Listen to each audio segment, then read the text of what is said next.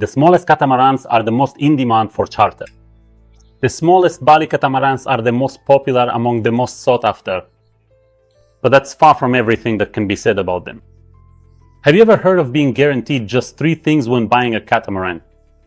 So the first is that in 5 years, you'll be able to sell it easily and without stress. Second, you'll sell it for more than you bought it. And third, the boat will sell itself in charter better than any manager could. On its own, without any human involvement. I could go on about how this particular model, for the sake of sailing performance, was made without a flybridge and equipped with the maximum number of sails. But I think that in the context of acceleration, this doesn't matter at all, because everything has its reasonable explanation, and almost any apparent downside can have some rational basis behind it. Hi, my name is Kirill Shelukin, and people also call me when they want to figure out which catamaran is best to buy for a specific purpose. And today I want to talk about the Bali Catsmart, a catamaran you can buy with your eyes closed if you have at least some money for the down payment and know nothing about the charter business, but of course really want to get into it. I understand everyone who is looking for a catamaran for personal use. And once again, my focus here is only on the charter side of things. Well, just like all the other reviewers, but no, this won't be a long video that tries to please everyone. After all, basically most of us understand that the average lifespan of you as a yachtsman is about a year. And after that, you definitely don't want to be stuck holding on to some illiquid asset that only a handful of people in the world are interested in. You just want to go out into a field where you can't even see the sea and shout, "I'm selling a Bali Catsmart." And then from behind a tree, a dozen buyers come running. Because Bali isn't just a catamaran, it's an investment that floats. And to really understand how all this works, as always, you need to dive into the history that developed in the market, not today's market, but the one where the Bali concept as a class simply didn't exist yet. Bali Catamarans is a brand created in 2014 by Olivier Ponsin, the owner of the Katana Group shipyard, which is known for its high-speed catamarans. The goal was to offer more affordable and comfort-oriented models while still maintaining an innovative approach. I can tell by the look in your eyes that you already realize the next few minutes won't be a revelation for those who've been in the game for a while. But honestly, I don't mind saying it out loud for those who are just starting to dive into the yachting life. Because this whole story with the Bali Catsmart isn't just a logical new model in the evolutionary lineup of all these manufacturers. It's actually the result of a whole shift in meaning in the history of cruising catamarans, followed by a search for what's missing in some narrow niche. But I'm getting ahead of myself. For now, let's go back to the very beginning of 2015 and take a look at the lineup that was available on the market. I've already talked about the Lagoon 38 in another video. I think you can find a link somewhere in the description, here, I don't know. But now, let's go in order. Who was in the small segment of the market before Bali, and why is this so important?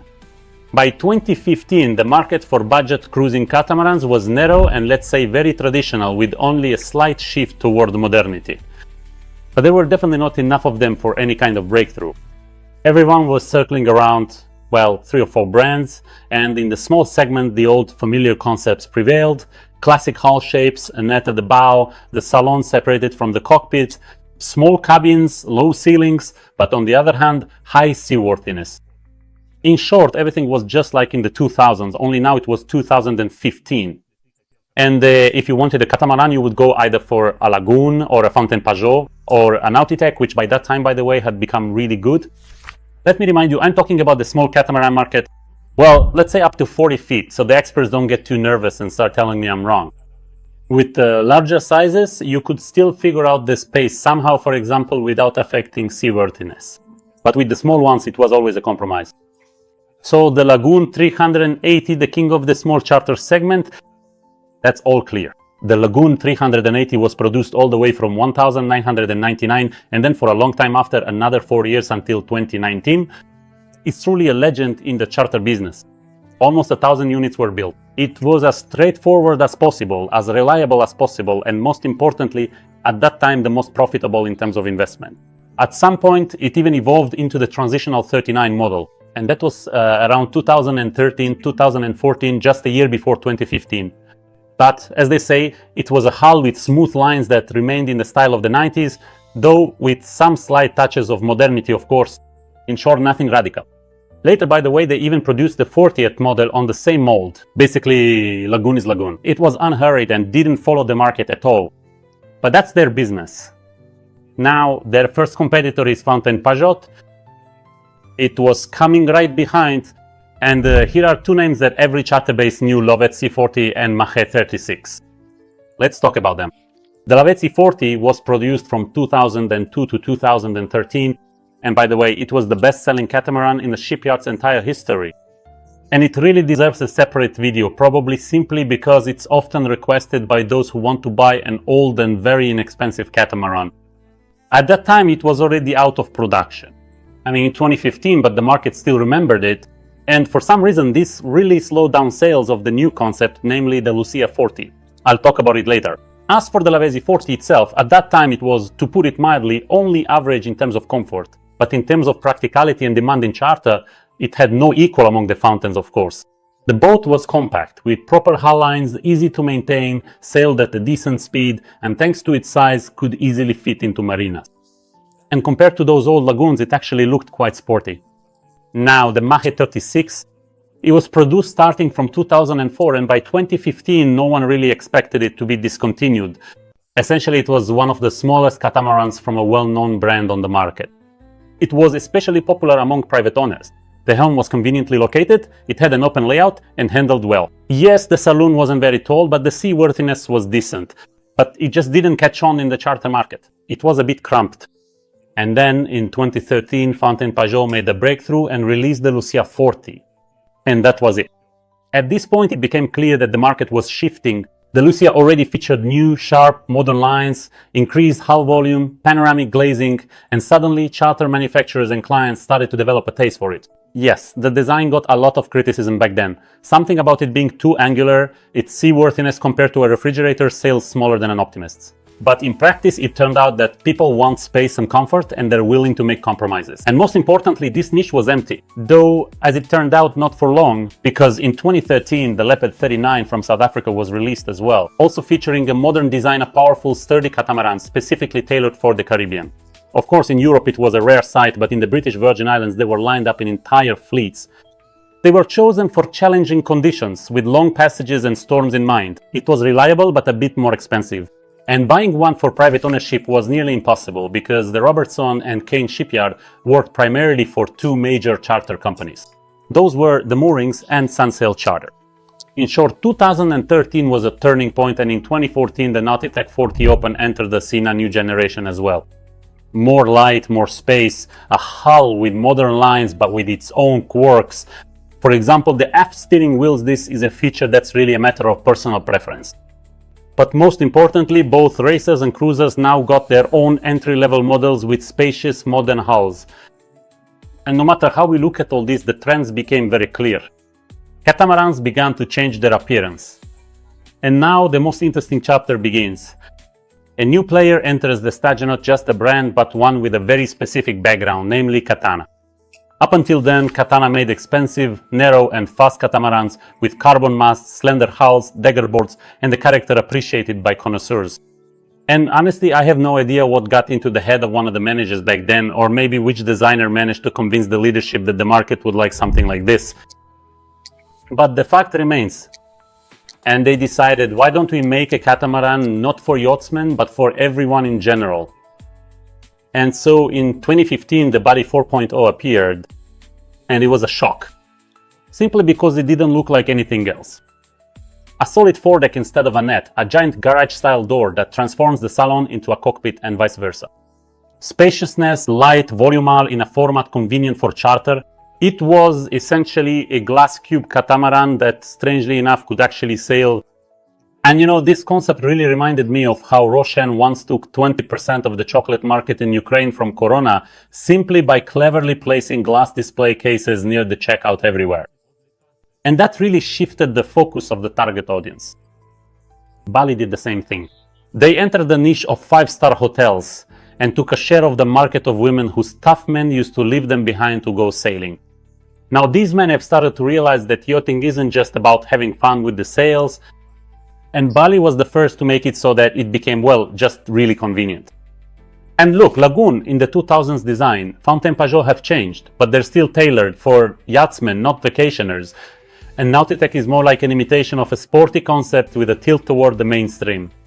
But Bali just came out and said, from now on, this is how it's going to be. And they started skimming the cream of the charter market, attracting budget hotel-style vacationers. Their catamaran looked like a space shuttle compared to, say, the Mache 36 of that time. And most importantly, everyone wanted to try it. It fit perfectly into the charter market. And now, 10 years have passed, it's 2025. One could have assumed that for other brands, it would make sense, if not to copy, then at least to adopt the idea and concept that Bali introduced and that resonated with the market. But for some reason, and I don't know why that didn't happen. The yacht market in general is a sluggish thing and takes years to gain momentum. But that's their business. Our job is to look at what the reality is. Now, even in 2025, I still can't say that manufacturers are fighting for a specific customer by competing with real advantages within the niche. If anything, it's quite the opposite. Everyone seems to have relaxed and decided not to fill the gaps, hoping that things will somehow work themselves out. And here's what we see. Today, Bali is the second most popular charter brand in the world, and in terms of growth, it's actually number one. They have everything. A huge model range from the 38 up to the 58, standardized production, a recognizable style, and most importantly, these are catamarans that pay for themselves. And at this point in time, with all this comprehensive background information, now you are truly ready to hear about a specific, indeed the smallest model in their entire lineup, having the full and complete context. The Catsmart is the 38th model, which was originally introduced back in the year 2018 and has hardly changed or evolved significantly over the past 7 years. In 2025, there are already options on the catamaran market, but just a couple of years ago, show me any models that met the same criteria that Bali offered. Compact, simple, straightforward, and affordable, it fills the most underserved niche in the market, those who want to go into charter but can't afford a flagship. And it also fills the niche that it itself destroyed the hybrid models for both sport and cruising. It's quite something really to destroy a market and then recreate it from scratch. And now it becomes especially interesting to take a look inside the model itself. That's exactly why I came to the Le Grand Mode boat show in France. So let's finally take a look at what this catamaran is all about today. Catsmart isn't just another smaller Bali. It's a concentrated collection of all the solutions that made this brand successful, and what's nice, in a compact and straightforward format. Let's start with the design and layout. The saloon and cockpit are combined into one. The first thought when you step on board, wow, so much space. Yes, the boat is only 11.78 meters long, but inside it feels like you're on a modern 42-footer. And it's all thanks to that signature Bali feature, the open garage door that merges the cockpit and saloon into a single living space. It's not just a gimmick, it's, let's say, a philosophy. No boundaries, maximum space and minimal steps. And I have to say, as someone who works on catamarans in all kinds of weather and in different regions, I definitely like this garage concept. Of course, there is a downside, namely, you can't have a convenient exit to the helm station or the bow without going around through the stern. But in the Catsmart, the helm stations are located at the stern. So here it's not that important. And secondly, even if you open all the windows and doors, you still get the feeling that you're on a glassed-in balcony rather than an open terrace. There's just not that sense of spatial openness, you know? I mean, like you get with other brands. I realize all of this might sound like nitpicking all these issues and so on, but still. By the way, the boat's displacement is 8.4 tons, with a maximum load capacity of as much as 3.6 tons. Yes, of course, it's far from a record among light cats, but for a boat with this much interior space, it's a very, very respectable compromise between comfort and stability. On the plus side, from what I've noticed, with this door, even when it's open, women stop feeling anxious, the sense of being at sea disappears, and a feeling of safety takes its place. Now, it's no longer a boat, it's a home. The roof over the cockpit is a full-fledged hardtop, not just a stretched piece of fabric, and that's starting from the very base model. So no water dripping on your head. Even in the heaviest slanting rain, you can sit with a glass in hand without having to hide inside. I hope everyone remembers that on other models, only the canvas cover would save you from this, but it also ruined the whole appearance. Here, on the Catsmart, it's the sliding windows that solve everything. Personally, I also love this kind of table. It's important when you can just close it up without putting it away and go for a walk or, head to a restaurant. Birds, animals, random people, the access is completely closed off. I understand that this could potentially encourage people to leave a mess, but in reality, the mess is there anyway. And with a closable cockpit, it's just less of a mess. Also, with this kind of layout, the furniture gets less wear and tear, and the catamaran doesn't lose its value over the years. You can lie to yourself that you'll keep an eye on everything, cover things up, clean, and generally lead a healthy lifestyle, but statistics show that things will turn out, well, pretty much like they do for everyone else. By the way, in Catsmarts, I don't understand why there's this partition in the salon in front of the entrance and the hall. And a lot of users agree with my opinion. After all, this is the entry-level model, there's not much space, and cutting off a chunk of space with this area doesn't really make much sense. The galley faces forward, the portholes open outward, there's panoramic glazing all around, and everything is flooded with light. It's exactly how I like it. Of course, there are some ventilation issues, but that's the case with all catamarans. It doesn't really feel stuffy, but in the heat, many people find it hard without air conditioning. But in winter, thanks to the door and windows in the cockpit, it's not cold at all. And if you compare it to other manufacturers, the difference is immediately noticeable. But that's not really a plus and probably not a minus either. It's just different. Of course, it's also worth talking about the cabins, but here Bali hasn't come up with any special concept. They're not cramped, they're cozy, and everything is well thought out. But if you compare them, for example, with Lagoon of the same size, personally I miss the hatches and ventilator mushrooms. For me, those really help keep out mosquitoes and prevent stuffiness in the cabins. Of course, you can always install mosquito nets and just enjoy life. But overall, anything the client may have to add themselves when there's already a solution that would make it unnecessary is a downside. The cabins, of course, are bright, tall, and the passageways are wide. The standard version comes with 3 cabins and 2 bathrooms. The comfort level is top-notch. For those who prefer the minibus option, there are 4 cabins available, and you can even equip both 4 peaks as separate berths. I don't like island beds. I just don't like them, that's all. Here, in my opinion, there's a very simple and appealing solution. A regular wide bed, and as for the argument that it's convenient to get off an island bed from either side, well, that's your choice. I prefer to sleep comfortably even if it's inconvenient to get out of bed. I like it when my leg rests where I want it to, not just wherever there's space. There are even cabinets and storage lockers for suitcases. But honestly, as a captain, I always get a bit nervous when I see ladies in dresses hauling huge wheeled suitcases on board, which I'm sure contain 3 dresses, 2 hair dryers, and a kilo of cosmetics. Who the hell knows what they put in there? Because, let's be honest, all that stuff is absolutely useless on a yacht. Alright, let's not get into the aesthetics of packing luggage right now and instead talk about layouts and what options are available when buying a Bali Catsmart. Let's just leave the 4 peaks for the captain or for kids, though honestly no one ever puts anyone there voluntarily. It's important for us to choose what works best specifically for you. Well, there you go, I started talking as if I'm already picking a layout for a particular person. Although, in reality, that's exactly what I do in the catamaran world. I simply help you figure out exactly what you need, select the right configuration, and make sure that the boat you ordered actually matches what comes out of the factory. And what's important is that my bias is much lower than that of a direct manufacturer because I don't exclusively represent any particular shipyard. I actually get paid for selecting, not for selling. And sometimes our whole team stays up late into the night trying to match what's actually available on the market to some extremely specific client requests. And with the Bali Catsmart, we have a very important question. Why are all layout options available, except for the 4 cabin 4 bathroom one? So let's each ask ourselves, if you personally had to choose, would you prefer a private bathroom with a shower, even if it's small, or a shared one with strangers? And then there's the matter of arranging your own bottles there so that even on a charter, no one else touches them. No, of course, I understand that talking about dimensions is very relevant when it comes to this size.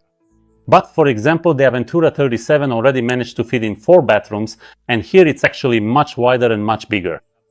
By much, I mean about 30 centimeters more width for each hull. So think about it, fellow designers and marketers, this doesn't come for free. People are willing to pay extra for this kind of option. I understand the downside of the 4x4 layout, at least for me as a charter captain, the entrance to the bathrooms is located inside the cabins, and every time you have a full boat, you have to work something out with everyone. Of course, a door to the bathroom from the corridor could help here, but I haven't seen a solution like that yet. Alright, enough about what we would like to have. Let's talk about what's actually available. The Bali Catsmart offers 3 basic layouts you can choose from when purchasing. The first is the 2x2 layout, which is the Super Owner version 2 cabins and 2 bathrooms. This is truly the super deluxe owner's version, for example, when the owner has a saxophone and his wife really can't stand it. So they each go off to their own master cabin in separate halls, each with its own bathroom, shower, dressing area, and plenty of space. Obviously, this is suitable for couples who want maximum space, for owners who don't charter out their boat but sail themselves, and for those who love the true home-like feeling. Also for owners with large dogs, loud musical instruments, as I mentioned before, and probably for swingers too. The advantage is it's as spacious as a 5-star hotel room, there's minimal cleaning, and you get maximum privacy. And the downside, there are only 4 sleeping berths on board. This kind of layout is almost never in demand for charter. Honestly, in my experience, I've never sold or bought one of these, meaning I've never helped anyone with it, simply because no one ever needed it. But everything has its time. Maybe someone will buy one eventually. Next comes the 3x2 layout, meaning 3 cabins and 2 bathrooms. Here, one hull is given entirely to the owner. This includes a cabin, a bathroom, and a wardrobe, while the other hull is for 2 guest cabins that share a single bathroom. This layout would suit an owner who usually sails alone but occasionally brings friends or clients along. And this is exactly the option I prefer. It's also suitable for those who want to keep a private area for themselves while still having the option to rent out the boat, for example. The advantages are a balance between comfort and profitability, and it's a great option for premium charters, especially with the crew. But the downside is that if you rent out this boat for charter without a captain, it's really only appealing to a certain type of person. You really have to explain why one couple gets a private bathroom while the other 2 have to share one. And women often argue about this a lot. And the last possible layout is the 4-2 configuration, meaning 4 cabins and 2 bathrooms. And this is by far the most popular version. It's the charter standard for a catamaran, so to speak. 2 cabins in each hull, 1 bathroom per hull, and this layout is suitable for charter companies and owners who rent out the boat by the week, for example. Basically, it's suitable for anyone who wants to maximize profitability, because here you have the maximum number of sleeping places with the minimum amount of plumbing. Also, it's quite easy to operate and easy to clean. The downsides are obvious, right? That's 2 bathrooms for 4 cabins. This can be an issue for clients who aren't used to it. And sometimes the question comes up, why do I have to share a shower with my neighbors? There's 2 cabins with 2 bathrooms, 3 cabins with 2 bathrooms, 4 cabins with 2 bathrooms, and 4 cabins with 4 bathrooms. Still just a dream. It doesn't exist yet. About the bathrooms. Well, what can I say? Nothing sensational, everything is here, and most importantly, everything is in its proper place. The design is quite comfortable without any of those cheap excesses or designer touches that only get in the way on the water. By the way, I'd like to ask you not to nitpick my words about designers, because, well, minimalism, convenience, and practicality are exactly what I'd want from them first and foremost. That's design too. And here, everything is clean, functional, and convenient.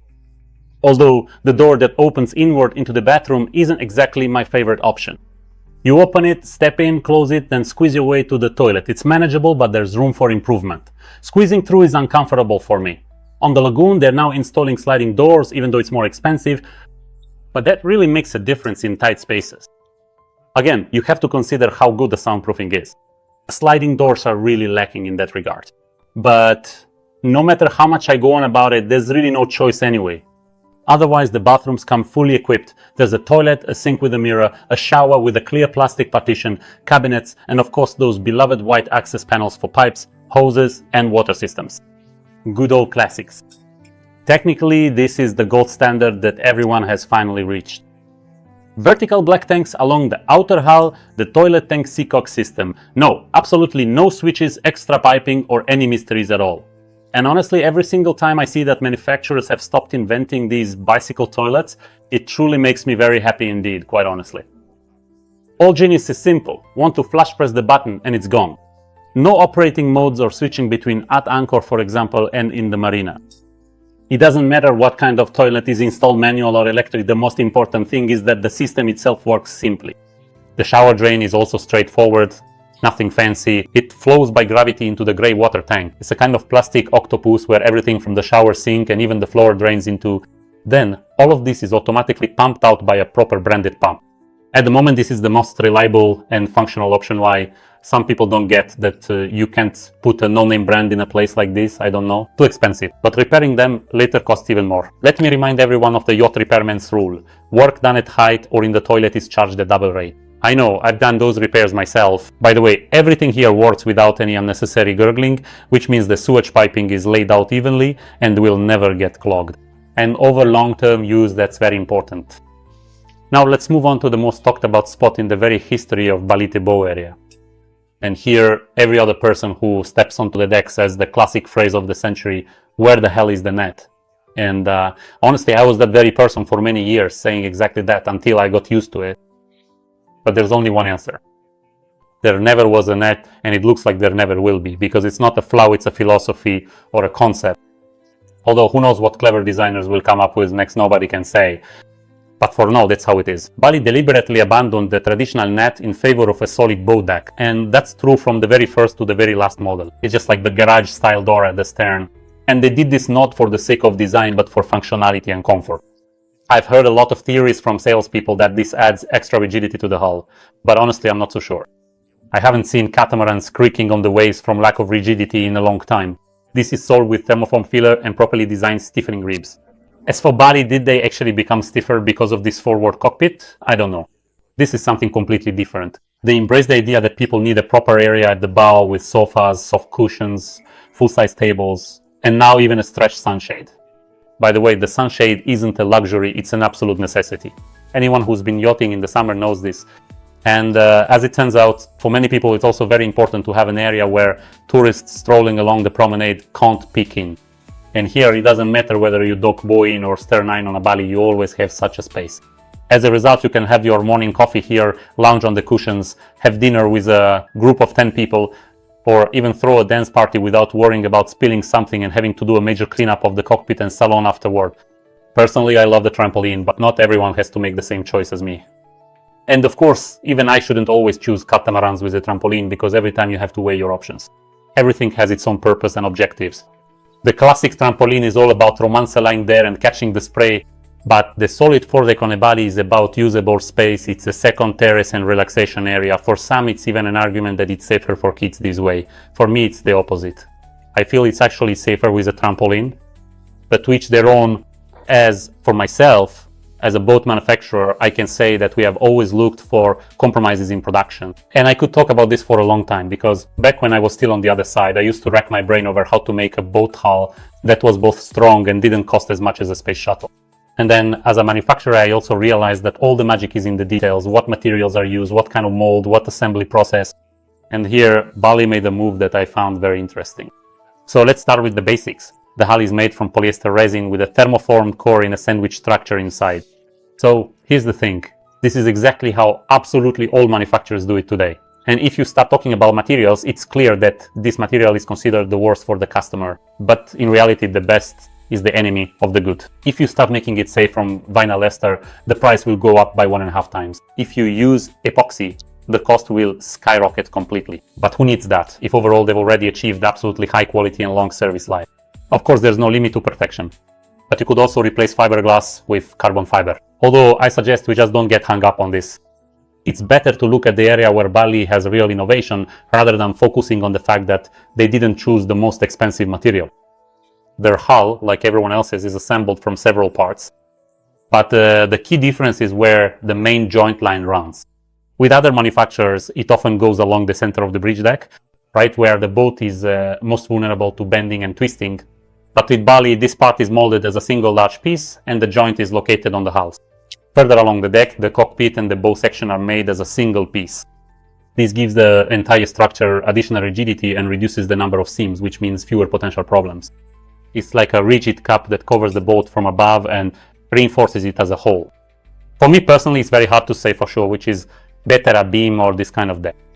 Obviously, the rigidity is higher, but the overall strength of this structure might actually decrease, although to be fair, you need to model for bending under different conditions, and so far in practice, the hulls have proven to be both rigid and strong. So I don't really see much point in dwelling on this too much. Let's better talk about the ideas and intentions the creators put into this model. The Catsmart is a very symmetrical catamaran. And this seemingly simple observation is actually the key to understanding the entire concept of this boat. Its helm stations are not in the cockpit, not on the flybridge, nor in between like on a Lagoon, but right at the stern. Two of them, one on the starboard, the other on the port. It's all very old school, no fancy features, none of that lounging around, commanding the world from a comfy sofa. The helmsman's benches aren't designed for much comfort at all, and when you're a tanker, you have to lift them up so you can swim comfortably or step onto the dock. The boom is low, almost right above the saloon roof. It's not just about aesthetics. It's a serious step towards better sailing performance. When your mainsail has a low center of effort, the boat rocks less, the sails work more efficiently, and you get better balance under sail, especially when sailing upwind. The walkways on both port and starboard sides are identical, all lined with stainless steel railings. And I personally will never get tired of repeating this advice to foolish manufacturers. Aluminum railings are a bad solution. Don't make the same mistake. They bend from just one poorly executed mooring maneuver. But of course, on a Bali, this problem simply doesn't exist. And now we've come to the most interesting part. The question everyone asks, why did Bali make a model that in many ways seems like a step backward, especially when there are cut space lines available, for example. And it's only a foot longer, but it has a flybridge, a luxurious helm station, centralized wiring, and plenty of space and comfort. And you look at all of this and just don't get it. What was that about? Why are they going back to old school at all? After all, this is exactly what Bali was moving away from back in 2015. Now everyone pay very close attention. Of course, this is just my speculation, but how else can you explain such a move? Personally, I don't understand. In fact, if you analyze the entire market, it turns out that this isn't a mistake, it's a deliberate decision, because Bali is a subsidiary of Katana. And Katana, in case you've forgotten, is a brand that back in the 1990s and 2000s was creating some of the sportiest, most technologically advanced and fastest catamarans in the world, with narrow hulls, dagger boards, low weight, and most importantly targeted at those who don't just sail but really sail. So not for cruisers, but specifically for athletes. And at some point, Katana remembered that they actually have an entire class of clients for whom a flybridge is a drawback, not an advantage. Because in reality, a flybridge raises the center of gravity, increases the sail moment, worsens stability, and basically turns the boat into a floating hotel. And in fact, not everyone really needs it. There are still people in the world who want what yachts used to offer just a few years ago. I mean, people who are truly passionate about sailing and care about things like sporty performance, good visibility while underway, the ability to steer from different decks, precise helm feedback, proper sail balance, and no unnecessary furniture underfoot. And Catsmart is exactly that true sailing experience, but on a charter scale. A low boom, maximum sail efficiency, helm stations aft on both sides, and perfect visibility on each tack. The lines are laid out to different hulls, just like on a racing boat. Yes, it's not always convenient, but it's functional. Again, the helmsman seats fold away because here you're the helmsman, not just relaxing. And the most interesting part, take a look in the engine compartment. The rudder blades are positioned as far aft as possible behind the propellers. This gives you sensitivity and precision when steering. Nowadays, almost everyone does the opposite, placing them closer to the center for softer steering. But here, it's classy as everything is for the sake of control. And of course, any normal cruiser would have a reasonable question, why is all this even necessary if we're talking about charter boats? There's an answer to that as well. Because there's a whole segment of charter clients who participate in races and want to really feel their boat. Yes, that's right, charters and racing aren't an oxymoron. It's a market. And these people don't just want to go out to sea, drop anchor and open a bottle of wine. They want to overtake, tune, optimize, balance, and then sit in the marina discussing it alike by how many degrees they improve their tacking in those wind conditions. And for them, the Catsmart hits the mark perfectly. It's essentially a hybrid between a racer and a hotel. It really delivers sailing performance, feedback, and squeezes the most out of the wind as much as possible for a cruiser, of course. Overall, it sounds pretty good. And if you look at the sails, everything's in order there too. With a completely standard mast of 18.23 meters, we have a total sail area of 75 square meters. The mainsail is 45 square meters, which is 60%, and the jib is 30 square meters, which is 40%. And that's the perfect balance for cruising races. In full racing mode, they also add a Genoa of 52 square meters. By the way, the jib here is self-tacking, so it's quite possible to tack single-handedly, but honestly, I don't understand why they chose this solution. In this semi-sporty format, they could have easily gone with a classic Genoa. Alright, to be completely honest, all this talk about a racing catamaran is really more of an imitation, because it actually weighs 8.5 tons, well, 8.4 to be exact, and has a draft of 1.1 meters. And believe me, with those numbers, you're not going to impress anyone at a regatta. Especially if, say, there are real racing dinghies nearby that weigh half as much and have sails the size of a tennis court. But if you set aside dreams of the podium, these dimensions actually give us a ton of comfort, especially for cruising and everyday chartering. And now I'll tell you what opportunities and limitations await you with the Catsmart. For example, you won't be able to go through the canals of France. A width of 6.55 meters is beyond the limit for many canals, where the maximum is up to 5 meters and in some places less. So if you were dreaming of a trip along the Canal du Midi, you can forget it. Catsmart is after all a catamaran for seas and oceans, not for river cruises. Next, let's talk bridges. For the most part, they're not a problem. The mast height is 18 to 23 meters. This means in Venice, for example, or on Lake Balaton, and in most European marinas you'll pass through without issues. Standard bridges are up to 20 meters, and overhead power lines hang higher than 22 to 25 meters. So there are no issues here. The only thing to note is that some marinas, especially in France and Italy, charge an extra fee if your boat's mast is higher than 15 meters. So make sure to check when booking.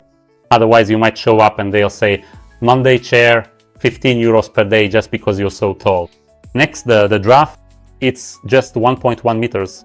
That's less than most catamarans, which means you can enter any marina and even shallow bays.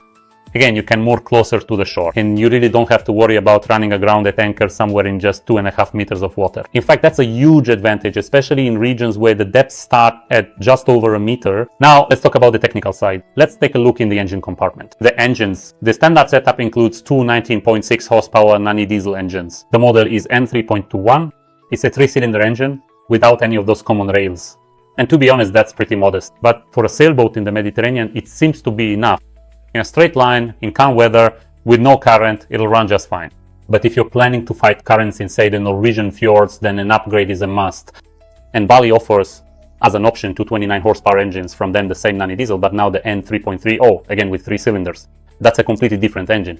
You can really feel the extra power, especially when maneuvering in the marina or when you need to give it throttle while docking in windy conditions, for example. And most importantly, fuel consumption doesn't increase much. By the way, I just wanted to mention autonomy. The fuel tank capacity is 400 liters. This is enough for over 300 nautical miles. To put that in beginner's terms, that's roughly all of Greece there and back, or a full week running the engine in calm weather. The consumption is about 4 liters for both engines. That's if you go in economy mode, you'll get about 6 knots. Steady and calm, but of course, if you start pushing the throttle, it'll be more.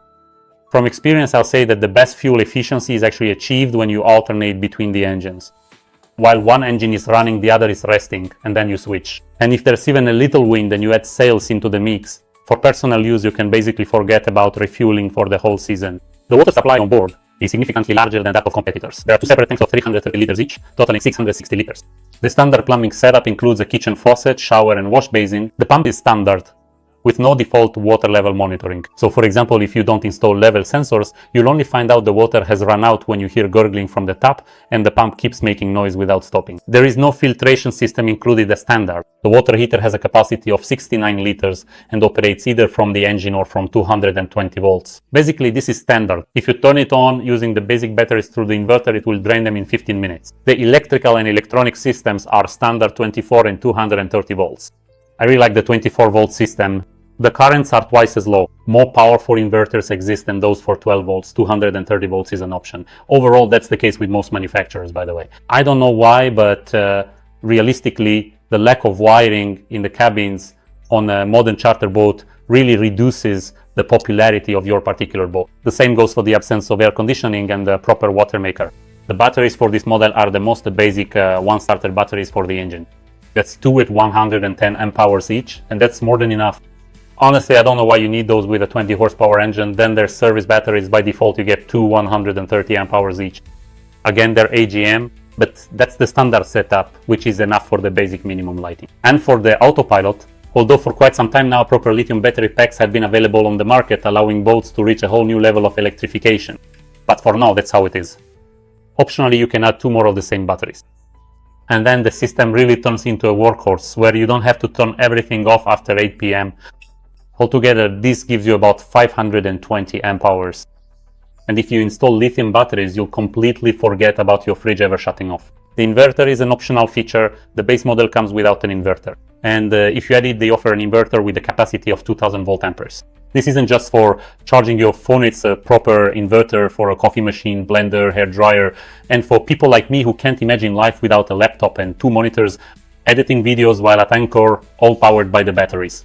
Though, to be honest, not for very long.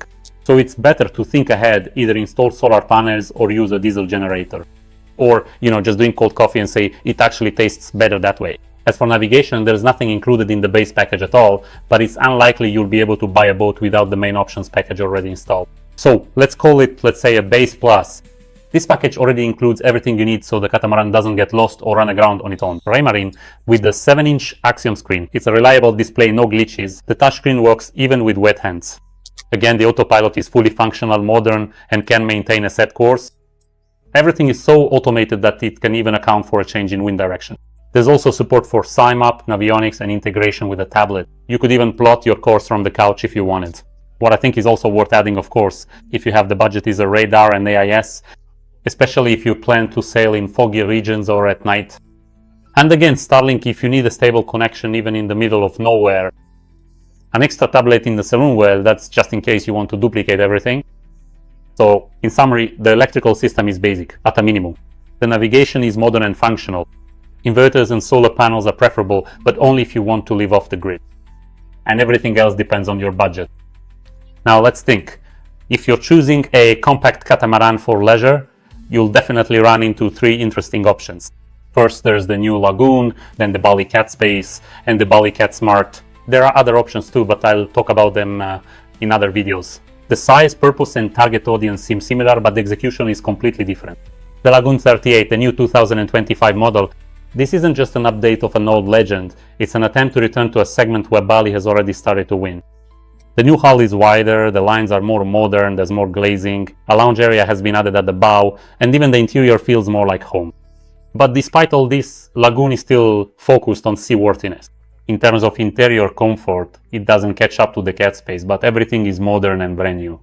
This catamaran is for those who want to sail and to live aboard, cat space. All about maximizing features in a compact size. A huge salon, a forward cockpit, fly bridges all at once. Here it's not about the sea, it's about relaxation. It's photogenic, open, spacious, but somehow it feels a bit heavy. There are fewer sails, and if the waves pick up, you shouldn't forget that you're actually on a floating villa, not a catamaran. Perfect for charter, for staying in marinas, for living on the boat, but not for those who want to go long distance sailing. And finally, the Catsmart. This is the youngest, but a well-balanced model. There's less space, no flybridge, but the layout is concise and everything is within reach. Once again, steering is from the stern, and the salon is shifted forward. There's a bow module, the glazing is signature, truly Bali style. Yes, it's simpler, lighter and sails better. It's easier to maintain and has lower expenses. By the way, for a first boat, this is a very sensible option. And now, let's talk about money. If you compare it to others, the Bali Catsmart is probably the most affordable way right now to enter the world of brand new modern catamarans. The base price starts at 330,000 euros. That's without taxes. That's the minimum price for which you'll get, well, a bare boat with engines, the hull, and possibly sails, but without any extras. In reality though, with a decent configuration, solar panels, good batteries, air conditioning, navigation, a David, thick decor, and all the other nice extras, the price easily climbs to 450,000 euros. And that's still cheaper than a Lagoon 38 or an XS11, which both have flybridges, wider hulls, and are overall heavier. For a new charter company, this is simply a gift. 4 cabins with bathrooms, that's top level capacity. It's easy to maintain, and when it comes to handling, well, it means lower cost, less for crew, repairs, and everything else. It's small and light, which means less fuel, and again, lower marina fees. With good charter occupancy, it can pay for itself in just 4 or 5 seasons, especially in regions like Croatia, the Caribbean, or Spain. But what interests me more is to calculate something else. Let's look closer at this catamaran, for example, in the context of racing. Let me clarify so there are no questions. In a standard charter, it will operate just like any other catamaran. It's not practical to use it for day charters, but if you enjoy sailing in various regattas, then your spots will cost significantly more. The average price is about 2,000 to 3,000 euros per person for a week of participation. Plus, you cover a significant off-season, and you can add delivery trips, for example, from Gibraltar to the Canaries, and then even take on participants for something like the transatlantic arc. Yes, I understand that you won't achieve great upwind performance with this hull, but you can really attract participants with wives, for example, thanks to the comfort. Obviously, in this scenario, you need to be very proactive, and the breakdown is roughly as follows. The potential income from a single regatta can range from as little as 12 to as much as 25,000 euros. There can be up to 8 such regattas in a season. The passages between races also generate income, but here, of course, a standard rate is simply applied, namely 100 euros per person per day. And in a year, let's say it's about 100 days for 6 people, that totals up to 60,000 euros. Again, there are transoceanic regattas like the Atlantic Rally for cruisers, that's the arc. It starts on the 23rd of November and goes from Las Palmas, that is from the Canaries, and finishes in St. Lucia. Participating in the air can also attract clients who are willing to pay for the unique experience of crossing the Atlantic. And there, the price can be 4,000 to 5,000 euros per person. Let's say, on average, you'll earn 30,000 or 25,000. During the periods between regattas and crossings, you can also organize, for example, day charters. That's what we used to do. Usually they cost about 1,500 per day. That way, you'll definitely be busy. By the way, expenses with this kind of operation are also much lower, since you're not staying in a marina. Of course, after 5 years, you'll definitely have to replace the sails, but it's quite possible that by then you'll have changed boats anyway. So in the end, you get the highest profitability with the lowest price for a catamaran. And so you don't have to overthink it. Here's a list, actually, a calendar of regattas and events, say for the 25th year. There are a ton of them, lots of countries and lots of different options. Take a look, choose what you like, and that's far from all. In short, if you make this your lifestyle, you can do the math on the income yourself. For example, participating in 8 regattas, each bringing in between 12 and 24,000 euros. The result, well, that's from 95 to 192,000 euros. Off-season crossings, 100 days a year at 100 euros per person. 6 people. That totals 60,000 euros. The ARC Transatlantic, the income is well about 25 to 30,000 euros day charters during the periods between regattas 20 days at 1,500 each. So again, that's 30,000. And the total income can range from 216 to 312,000 euros. That's just a rough estimate I calculated. Again, the expenses will be the same except for marinas. Maintenance and repairs are about 20,000 per year. Replacing the sails once every 5 years, about 10,000 euros, so 2,000 euros per year. Again, other expenses like fuel, food, insurance and everything else. You live on the boat yourself, so you have to pay for all of that. Well, I'd say that's about 10,000 a year. But most of the time, those who sail with you cover the fuel. And in the end, well, it's either 20 or 30,000 a year. Of course, I recommend not drawing any conclusions from this calculation. It's just as realistic as a beginner's dream of making money from the yacht in the very first year. I think that anyone who can actually pull this off doesn't have time to watch any yachting channels at all, including mine. In any case, the Bali Catsmart can become not only a comfortable boat for leisure, but also a source of income if you use it actively, like in regattas and crossings. The key factor for success is proper planning of your event calendar and marketing your services to attract clients. And you really can't go wrong if you buy this excellent boat, because it's a Bali, because it's incredibly convenient, and because it's truly versatile. And when the time comes, it'll sell just as easily as you bought it very easily. See you soon.